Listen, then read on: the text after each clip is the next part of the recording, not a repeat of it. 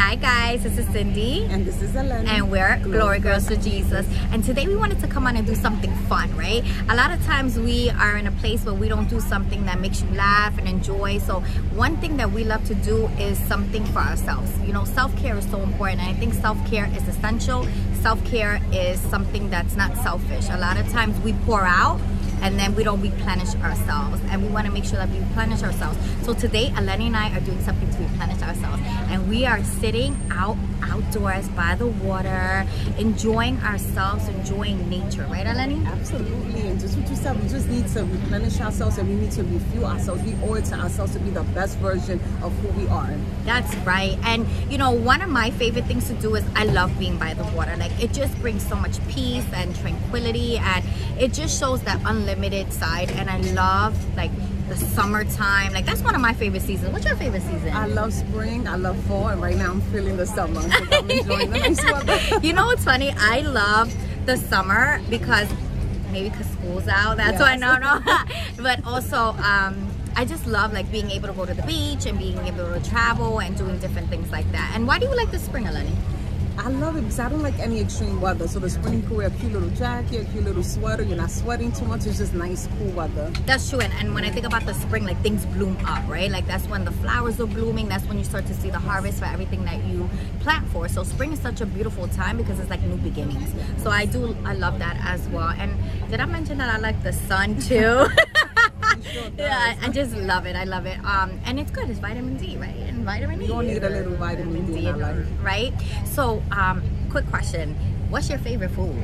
Oh my God. Let me think. I love seafood. I love linguine, orange garlic linguine. I love seafood. I love shrimp, fish, scallops, all that good stuff. Yeah, I do as well. Like, that's one of my favorite things as well. Like, some people may not know, but Eleni and I think it's going to be over 3 years that we both gave up meat, like any type of meat. And at first it started as like a fast, right? It was a way of just drawing closer to God and, you know, deepening it. But after a while, we don't even miss it anymore.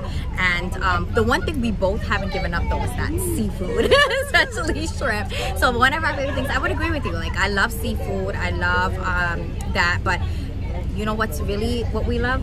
Dessert, right?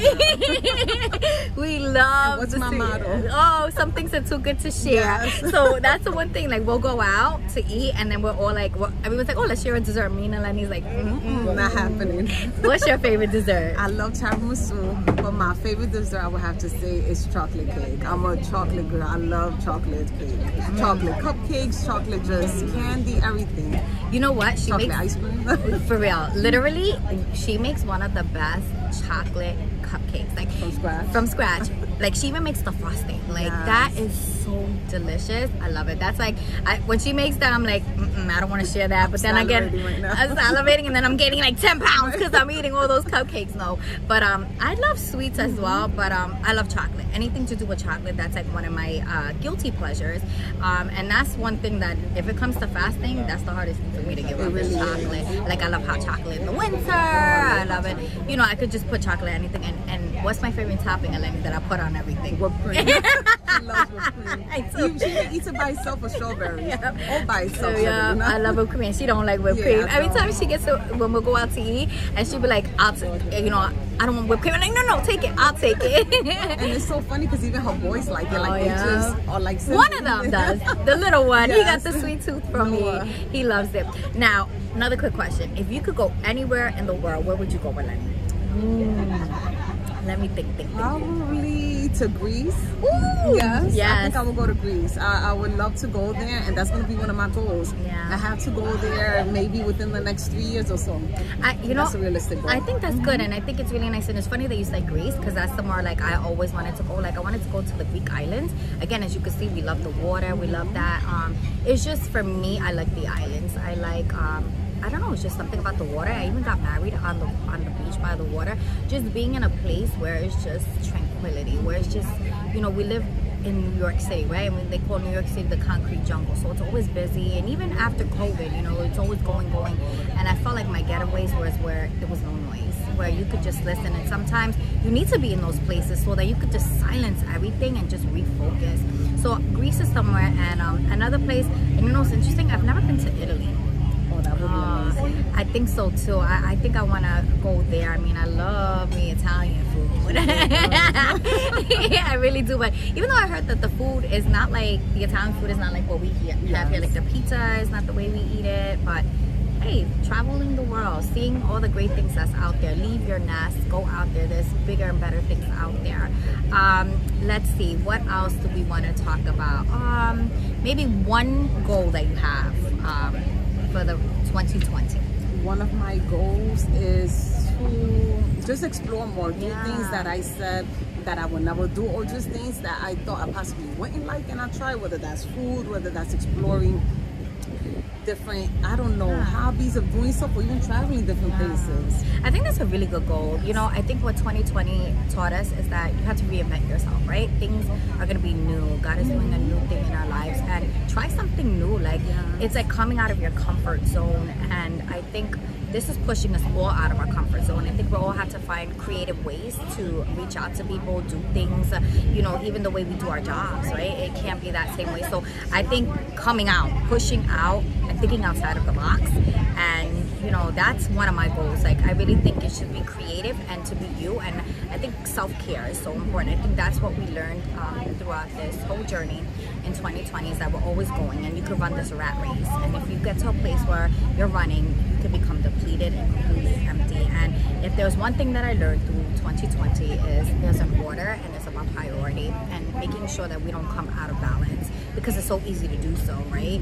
And I just want to get to a place where I'm prioritizing what really matters. And there's a purpose for a reason. And if you don't prioritize yourself and you don't take care of yourself, then you're not going to be able to do everything that God called you to do. Don't you agree on that? I agree with you 1000%. I think that there's an order to everything, and just enjoying life and valuing it. As you know, so many people have passed away with this COVID pandemic. I just want to, life is so valuable. I want to enjoy every day, and I don't want to take any day for granted. Even if you are having a bad day, you always got to look at there's always something good to look forward to. Like, the situation could always be worse, but God woke us up. There's breath in our lungs.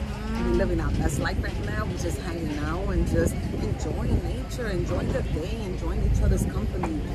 I think that's what's important, enjoying the small things to the big things. Absolutely. I think what Eleni's saying is about your mind shift, right? Like, what are you focusing on? Like, if you magnify your problems, then it's going to become big. What we've learned through our storms is how to really know that at the end of the day, everything is going to work out. And what is our faith in? What is our hope in? You know, we live in uncertain times, but I thank God that we have a certain God. And we know that no matter what, listen, if God got us through before, he's going to do it again, right? He did the miraculous in our lives, and we are walking testimonies of what he can do. And if he does the impossible, if he did it before, he will do it again. And it's just a matter of faith and trusting and knowing that everything's going to be okay. You just make sure that relationship is right.